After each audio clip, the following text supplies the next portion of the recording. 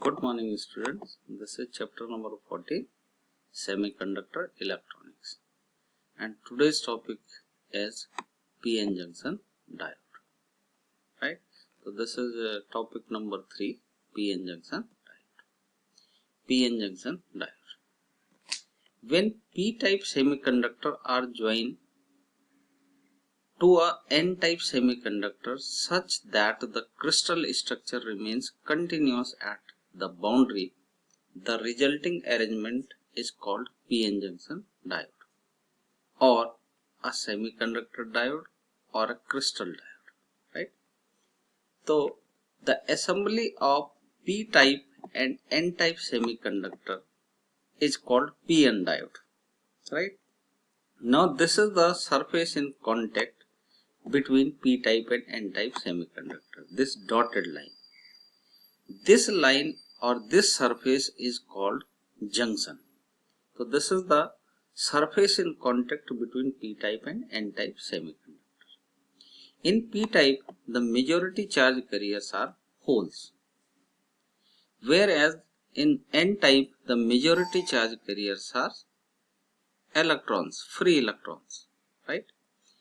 And these negative ions and positive ions are immovable ions, and these ions representing the dopants, means the dopant in P-type is trivalent, whereas dopant in N-type is pentavalent. So what we are representing? We are representing these ions, the dopants, right? Now, due to the high concentration of holes in P-type and high concentration in N-type electrons in N-type semiconductor, these majority charge carriers tries to diffuse from one section to another section through the junction, right? So this dotted line is junction. Okay. So what happens when the holes of P-type and electrons of N-type diffuse together through the junction? They recombine and neutralize the effect of each other. So a layer of ions formed across the junction. So the positive ions appears in the N section and negative ions appears in the P-type semiconductor. So this layer of ion is called depletion layer, right? Now what happens? This positive charge layer avoid the further diffusion of the whole of the P-type in N-type semiconductor, and the layer of negative charge ions will repel the free electrons of N-type semiconductor. It means this layer is stopping the further diffusion of the majority charge carriers. Initially there is a diffusion, but when the formation of depletion layer takes place, the further diffusion of majority charge carrier stops. It means the potential difference across the junction, avoiding the further diffusion of the charge carrier. So it is called potential barrier. Means the potential barrier across or potential difference across the junction avoiding the further diffusion of the charge carrier. So it is called potential barrier. So across the junction there is a potential difference that is called potential barrier, which stops the further diffusion of the majority charge carrier. So it is behaving like a battery. So it is called fictitious battery. Now across the junction it is acting like a cell, and the voltage of this cell, if the silicon crystal is forming this PN diode, then it will be 0.7 volt, and for the germanium semiconductor the potential barrier equal to 0.3 volt, right? After the PN junction diode is formed, holes from P region diffuse in N region due to difference in concentration. Free electrons from N region diffuse into P region due to the same region. Holes and free electrons combine near the junction.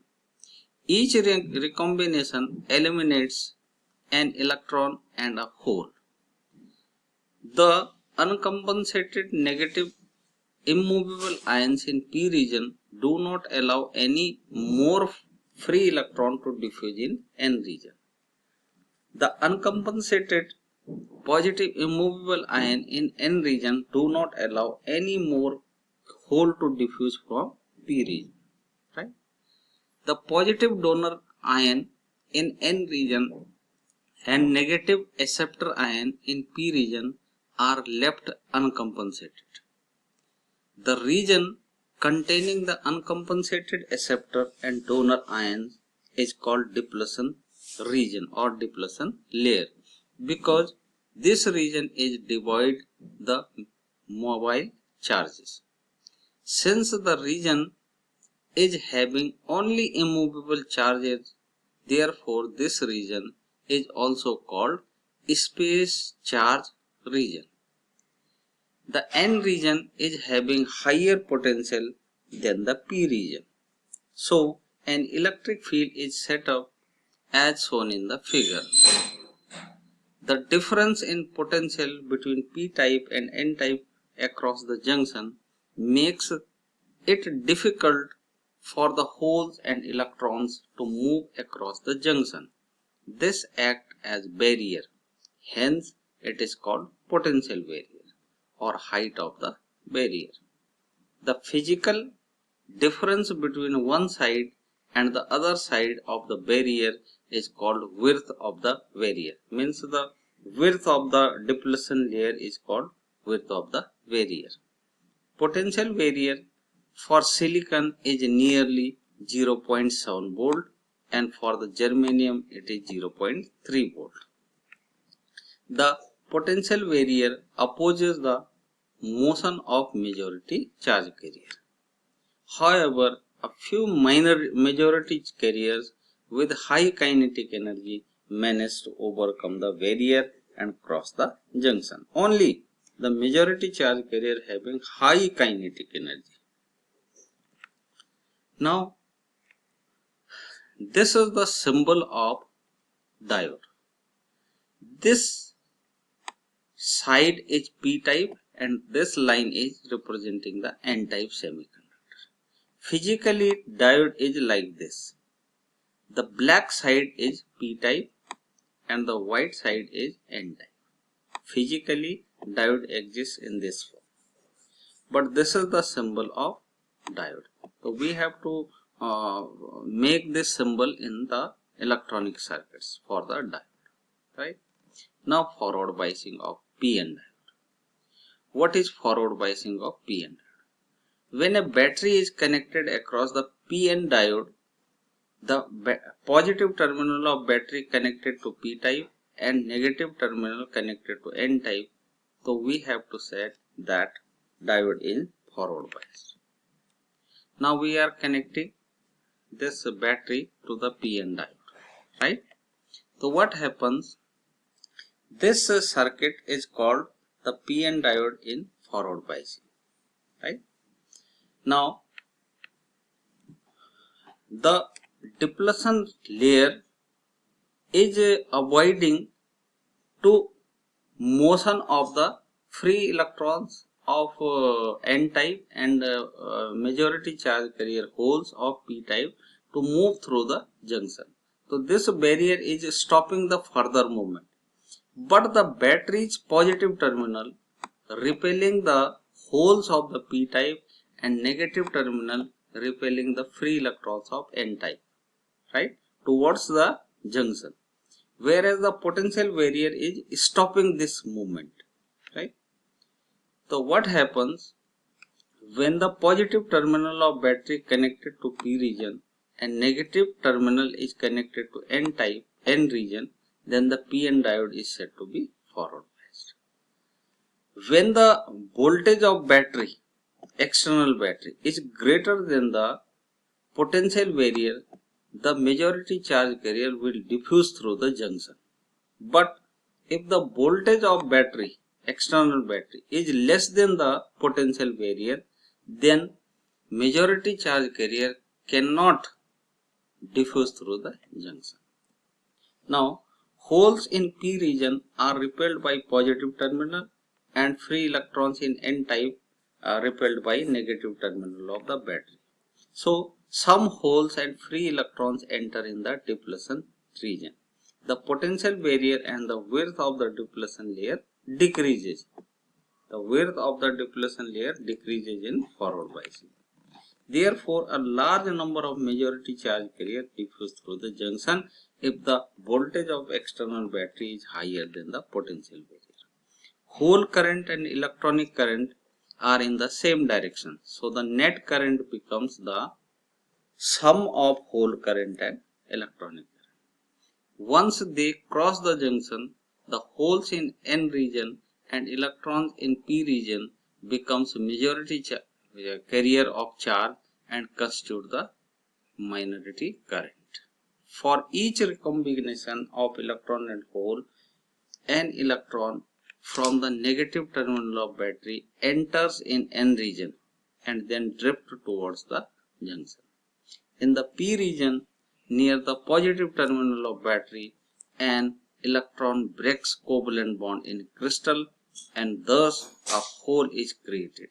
The hole drifts toward the junction and electron enters the positive terminal of battery. Thus, the current in the external circuit is due to movement of electrons. Right? If we apply, the potential is increased. The potential barrier further decreases. As a result, a large majority carriers diffuse through the junction and a large current flows through it. Right? Now it is reverse bias. If we are connecting the battery, the negative terminal of battery connected to the P type and positive terminal connected to N type semiconductor, then diode is said to be in reverse bias.